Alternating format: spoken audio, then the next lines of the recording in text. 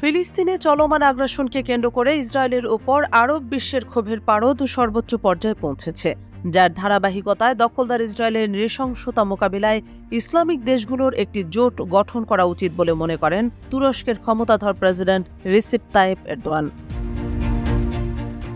গত ৭ সেপ্টেম্বর শনিবার ইস্তাম্বুলের কাছে ইসলামিক স্কুলস অ্যাসোসিয়েশনের আয়োজনে একটি অনুষ্ঠানে এসেছিলেন এরদোয়ান। সেখানে এরদোয়ান ইহুদি বসতির অবৈধ সম্প্রসারণ নিয়ে কথা বলেন। তিনি বলেন, ঐক্যই একমাত্র পদক্ষেপ যা ইসরায়েলি দাম্ভিকতা, ইসরায়েলি দস্যুতা ও ইসলামিক দেশগুলোই ইসরায়েলি রাষ্ট্রের সন্ত্রাসবাদ বন্ধ করতে পারে।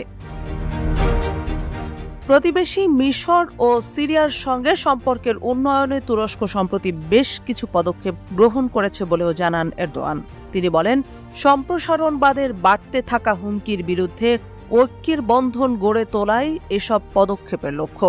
ইসরায়েলের ক্রমবর্ধমান সম্প্রসারণবাদ লেবানন ও সিরিয়ার জন্য হুমকি হয়ে উঠেছে বলেও জানান তুরস্কের প্রেসিডেন্ট।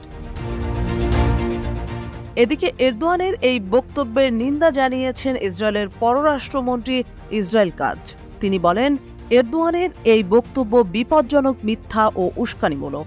এরদোয়ান ইরানের সঙ্গে মিলে এই অঞ্চলের অপেক্ষাকৃত কম কট্টর দেশগুলোর উপর প্রভাব বিস্তার করতে কাজ করছেন বলেও মন্তব্য করেন পররাষ্ট্রমন্ত্রী কাজ।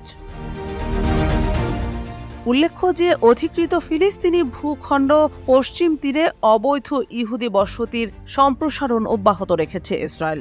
এর বিরুদ্ধে গত শুক্রবার একটি বিক্ষোভ হয়। এতে অংশ নিয়েছিলেন তুর্কি আমেরিকান নারী আয়েশিনুর এজকি আইগি।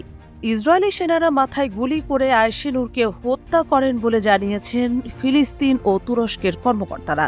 এই ঘটনায় তেলে বেগুনে জ্বলে ওঠে তুরস্ক। অন্যদিকে ইসরায়েলি সেনাদের গুলিতে মার্কিন নাগরিক নিহত হওয়ার ঘটনায় হোয়াইট হাউসও চরম বিরক্তি প্রকাশ করে এবং এ ঘটনার তদন্ত করতে ইসরায়েলের প্রতি জোর আহ্বান জানিয়েছে মার্কিন যুক্তরাষ্ট্র।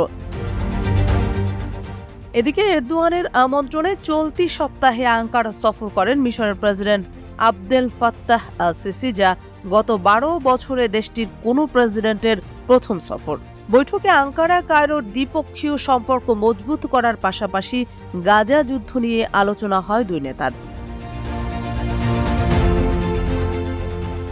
এর আগে ২০২০ সালে আরব আমিরাত, সৌদি আরব সহ আঞ্চলিক পরাশক্তিগুলোর সঙ্গে আবারও সম্পর্ক উন্নয়নে মনোযোগ দেয় তুরস্ক।